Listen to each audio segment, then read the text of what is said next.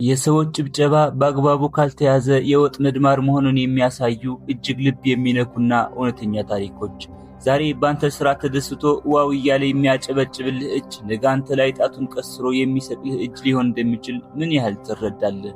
አብዛኛው ሰው የሚወድቀው ለራሱ ሳይሆን ለሰዎች ጭብጨባና አድናቆት መኖር ሲጀምር ነው። ዛሬ በዚህ ቪዲዮ የታዋቂ ሰዎችና የአድናቂዎች እውነተኛ ታሪክ እናያለን። ቤተሰብ ካልሆናችሁ ቻናሉን ሰብስክራይብ በማድረግ ቪዲዮውን ጀምሩት። ወደ ታሪኩ። የማራቶኑ አትሌት ጆን ስጢፋኖስ አክዋሪ በ1968 የሜክሲኮ ኦሎምፒክ ይህ የታንዛኒያ አትሌት በሩጫው መሃል ወድቆ ጉልበቱ በከፍተኛ ሁኔታ ተጎዳ፣ አጥንቱም ተናጋ። ውድድሩ አልቆ አሸናፊዎቹ ተሸልመው ህዝቡም አዳራሹን ለቆ መውጣት በጀመረበት ሰዓት ማለትም ከምሽቱ 1 ሰዓት ላይ አክዋሪ እየደማ ብቻውን ስታዲየም ገባ። የቀሩት ጥቂት ሰዎች መቆም አቅቶት ሲወድቅና ሲነሳ እያዩ ማልቀስና ማጨብጨብ ጀመሩ። ጋዜጠኞች ሩጠው ሄደው ዋንጫ ማታገኝ ህዝቡም ጥሎ ወጥቷል፣ ለምን ራስን ታሰቃያለህ አሉት።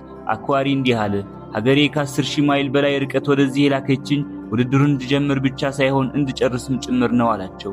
ዋናው ቁም ነገር መሸለም ወይም በሰዎች ፊት አንደኛ መውጣት አይደለም፣ ለራስ የሰጠኸውን ቃልና የህይወት ዓላማህን እስከ መጨረሻው መፈጸም እንጂ። ሁለተኛው የሙዚቃው ንጉስ ዣን ፊሊፕ ራሞ በ18ኛው ክፍለ ዘመን ራሞ የሚባል ታዋቂ የፈረንሳይ ሙዚቀኛ ነበር። በአንድ ወቅት አዲስ የሙዚቃ ስራውን ለአዳራሽ ሙሉ ህዝብ አቀረበ። ሙዚቃው ሲያልቅ ህዝቡ በአድናቆት እየጮኸ እያጨበጨበና ኮፍያውን ወደ ላይ እየወረወረ አዳራሹን አናወጠው። ራሞ ግን ከመድረክ ጀርባ ሄዶ በከባድ ትካዜ ተቀመጠ። ጓደኞቹ መጥተው ምነዋ ህዝቡ እኮ እያበደልህ ነው አሉት። ራሞ ግን ቀና ብሎ እንዲህ አለ፣ ዛሬ እዚህ ያጨበጨቡት ሰዎች የሙዚቃውን ውበት ተረድተው ሳይሆን ሌላው ስላጨበጨበ ብቻ አብረው ያጨበጨቡ ናቸው። ነገ ይኸው ህዝብ እኔነቴን ሳይረዱ ዝም ብለው ሊተቹኝ ይችላሉ። ለማያውቁኝ ሰዎች ጭብጨባ ለምን ደስ ይለኛል አለ። የህዝብ አድናቆት የመንጋ ስነ ልቦና አለበት።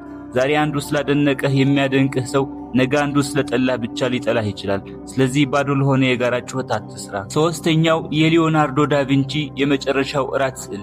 ዳቪንቺ ስራውን የሚሰራው ለሰዎች ግምገማ ሳይሆን ለራሱ የጥራት ደረጃ ብቻ ነበር።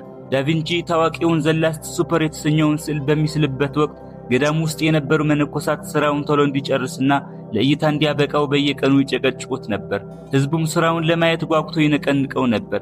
ዳቪንቺ ግን ለቀናት ምንም ሳይስል በስዕሉ ፊት ለፊት ቆሞ ዝም ብሎ ያስብ ነበር። የገዳሙ አለቃ ተቆጥቶ ሰዎች ሊያደንቁህ እየጠበቁ ነው፣ አንተ ግን ጊዜ ታጠፋለህ አለው። ዳቪንቺ የመለሰው ምላሽ አስገራሚ ነበር። እኔ የምሰራው ሰዎቹ ቶላይተው እንዲያጨበጭቡልኝ አይደለም፣ እኔ የምስለው በአእምሮዬ ውስጥ ያለውን ፍጹም ጥበብ ነው። ጥበብ ጊዜ ትፈልጋለች። ዳቪንቺ የሰዎችን ውክታ ባለመስማቱ ስዕሉ ከ500 ዓመታት በኋላም ዛሬ ድረስ የዓለም ድንቅ ጥበብ ሆኖ ሊኖር ችሏል። ለሰዎች አጣዳፊ ፍላጎትና አድናቆት ብለህ ስራህን ካላቻኮልከው የምታመርተው ነገር ዘላቂ ዋጋ ይኖረዋል። ሌላኛው የታላቁ ሮማዊ ፈላስፋ የማርከስ ኦርሊየስ ታሪክ ነው። የዓለም ንጉስ ሆኖ ሳለ የሰዎችን አምልኮትና ውዳሴ እንደምንም ይመለከት የነበረ ሰው። ማርከስ ኦርሊየስ የሮማ ኤምፓየር ንጉሠ ነገሥት ነበር።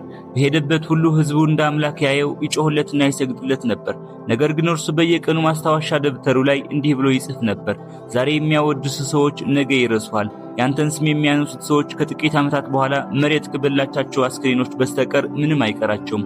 ታዲያ ማንን ደስ ለማሰኘት ትለፋለህ? በውስጥ ካለው እውነትና ትክክለኛ ማንነት ጋር ብቻ ተስማማ።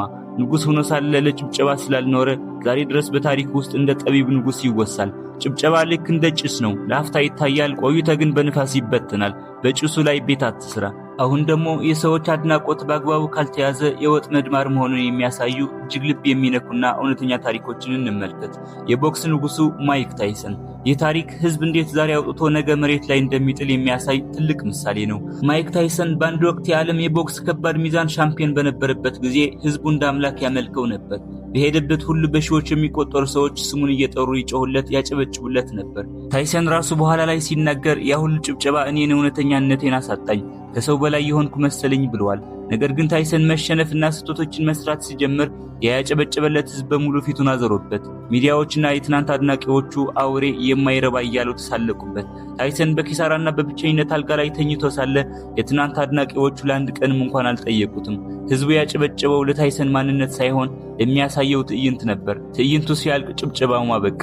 ሌላኛው የሮማው ጀነራል ቤሊሳሪየስ ከታሪክ ማህደር የሚገኝ የሰዎችን ውሸታም ክብር ፍንትው አድርጎ የሚያሳይ እጅግ አሳዛኝ ታሪክ። ጀነራሉ የቢዛንታይን እጅግ ስኬታማና ተወዳጅ የጦር አዛዥ ነበር። በሄደበት ጦርነት ሁሉ አሸንፎ ወደ ዋና ከተማዋ ሲመለስ ህዝቡ መንገዱን በሙሉ በክብር ምንጣፍና በአበባ አስጊጦ የከተማዋ መብራት በሙሉ በርቶለት በታላቅ ጭብጨባ ይቀበለው ነበር። ንጉሱም ሳይቀር በአደባባይ አሞገሰው። ከጥቂት ጊዜ በኋላ ንጉሱ ቤሊሳሪየስ ከኔ በላይ ተወደደ፣ ስልጣኔን ሊቀማኝ ነው በሚል በቅናት ተሞልቶ በሐሰት ወነጀለው። የሚገርመው ያ ትናንት ያጨበጨበለትና የአበባ ምንጣፍ ያነጠፈለት ህዝብ በሙሉ ጀርባውን ሰጠው። ምንም ጥበቃ ሊቆምለት አልፈለገም። ንጉሱ አይኑን አጥፍቶ መንገድ ላይ እንዲለምን ሲያደርገው ያ ትናንት ያጨበጨበለት ህዝብ ሳንቲም እንኳን ሳይጥልለት በነቀፌታ እያየው ያልፍ ነበር። የሰው ልጅ አድናቆት ልክ እንደ አየር ሁኔታ ተለዋዋጭ ነው። ዛሬ ዘውድ የደፋልህ እጅ ነገ መቃብርህን ሊቆፍር ይችላል። ሶስተኛው የፈረንሳዩ አብዮተኛ ሮብስፒየር። ይህ ታሪክ ደግሞ በጭብጨባ የጀመረ ህይወት በጩኸት እንዴት እንደሚያበቃ የሚያሳይ ፍጹም ማሳያ ነው። በፈረንሳይ አብዮት ወቅት ሮብስፒየር የህዝብ ድምጽ ነበር። በአደባባይ ወጥቶ ለድሆች መብት ሲሟገት ህዝቡ የማይበገረው መሪ እያለ በከፍተኛ ጭብጨባና እልልታ አዳራሹን ያናውጠው ነበር። እርሱም በህዝቡ ጭብጨባ እየተመካ ስልጣኑን ከፍ አደረገ። ነገር ግን ሮብስፒየር በጭብጨባው ሰክሮ የራሱን ህዝብ በግፍ መግደልና መጨቆን ጀመረ።